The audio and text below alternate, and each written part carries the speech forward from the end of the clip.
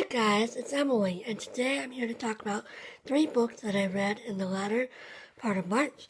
I got a lot to say, so let's just hop right into it.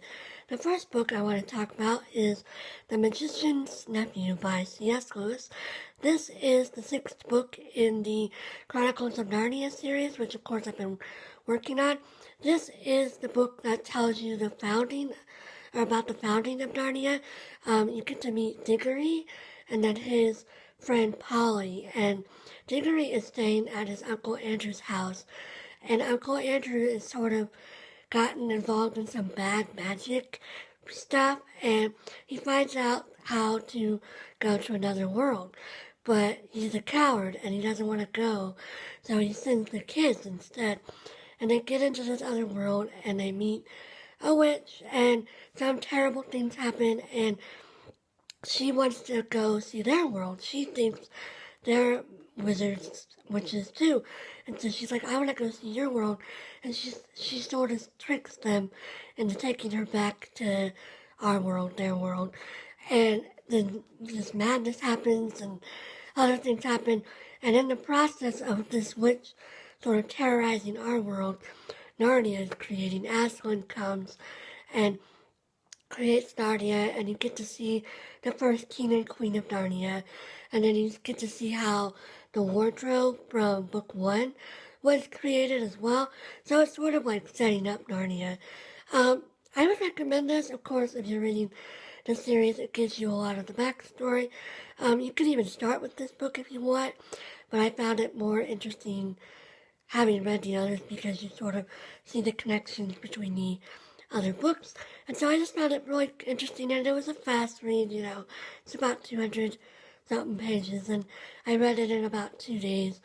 And yeah, it was just a really nice little read to go after The Handmaid's Tale, because it was sort of like a what's the word, like a refresher or a breather. So yeah, it was a really cute, good book. Yeah, it's a good addition to the series. The next book I read was The Prayers of Jane Austen, and this is edited by Terry Gladney, I want to say. Terry Glapsey. And this is just a little, gift book. It's very small. It's very pretty. I received this from Goodreads. I won a good giveaway, and I won this giveaway in December, and I didn't receive this book until March, but the publishing company sent me 2 copies to make up for the delays, so that was nice of them. This is just a really small book. It has 3 prayers in it of Jane Austen's, the only 3 prayers that are surviving that she's known to have wrote. And then there's a little paragraph of commentary in the back by Terry Glasby. And this book, you see, it's got really nice little pictures, and I assume these are from an edition of Jane Austen's books that I haven't read. And you see the prayer on this side, and then almost every page has a little prayer, and then the prayers are divided up. And I read this over the course of 3 days. I read 1 prayer a day. First I just read it straight through, and then I went back and read it like a real prayer. I found them very good. They are old-fashioned, of course, it's typical Jane Austen language, but they were very beautiful prayers. I don't know if I would recommend this book. This would be to buy for yourself. This would be a good book to buy for a gift if you know somebody who's religious and who also loves Jane Austen. I wrote a review for this book on Goodreads and library thing, so I have published that, but I just wanted to mention it briefly. It was a short, nice little read to read at bedtime, because these are bedtime prayers that are said at night. And so, yeah, I enjoyed this. I gave it 4 stars because I would definitely read the prayers again. So yeah, I enjoyed this one as well. Then the last book I want to mention was my big read for the month. This was Middlemarch by George Eliot. You can't really see the typing that well, but it's got very pretty gold type on the cover. So this book is considered a classic book, and I really did not know anything about it. I didn't even know who the main characters were or anything like that. This is about the town of Middlemarch, and you see a lot of the lives of different people who live in the town. There's Dorothea Brooks, and then Will Ladislaw, and Reverend Casaubon, and Dr. Lydgate, and Mary Garth, and Fred Vincy, and then his sister Rose Vincy, who later marries Dr. Lydgate. And so you just see all of these people over the course of, I don't know, like several years, I would say. And I would say what I would define this book as is it sort of is about the loss of illusions. It's about the loss of like your ideals, and not necessarily in a bad way. Just like how life, the practicalities of life can come up and sort of make you see that your ideals were not necessarily the best.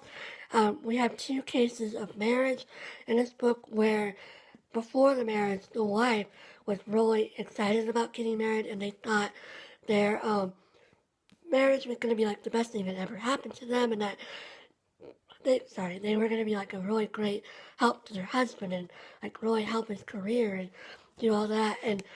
But then they get married and they sort of find out it's not what they imagined. And then there's another case of Dr. Lydgate. He has this really big dream of like being known in medicine and coming up with these great cures and, gaining fame worldwide. And then he gets married to Rose Lydgate, or to Rose Vincy, and he sort of has to scale back his dreams because, marriage is hard and he has money problems and things like that. And so it's sort of like all the characters find out that they have to be more practical in life. And as a practical person, I sort of appreciated that. I found this to be good. It was really lengthy. My copy's like 750 pages. I read it over the course of a month. I read, I was supposed to read 3 chapters a day with the Middlemarch Madness read-along, but I ended up not starting this until March 11th, and so I read 4 chapters a day until I caught up, and then I read 3 chapters a day, but I actually did finish a day early. I finished it on March 30th, and so I managed to stay ahead, so that was really good. So yeah, I would recommend this. I don't know if I would necessarily recommend it on physical copy though. I think this might be a good audiobook.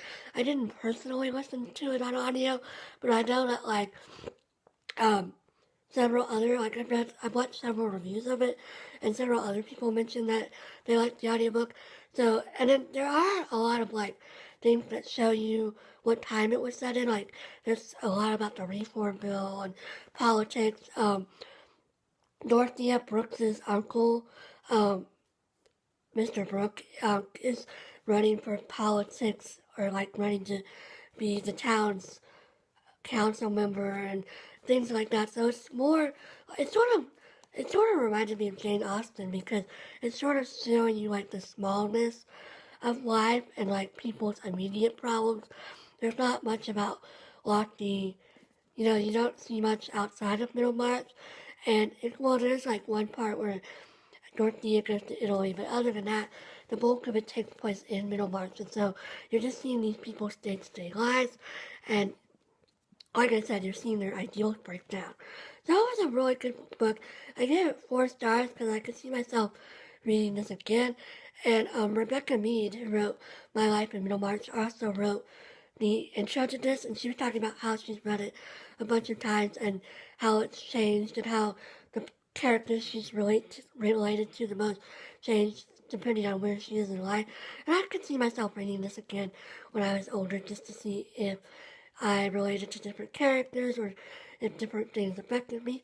So yeah, I enjoyed this, and it was a great way to read the classics. I'm glad I did the readathon. It inspired me. And yeah, I hope everybody had a great reading month in March, and I'll be back again soon with another video. I hope everybody's having a great day, and I'll talk to you later. Bye!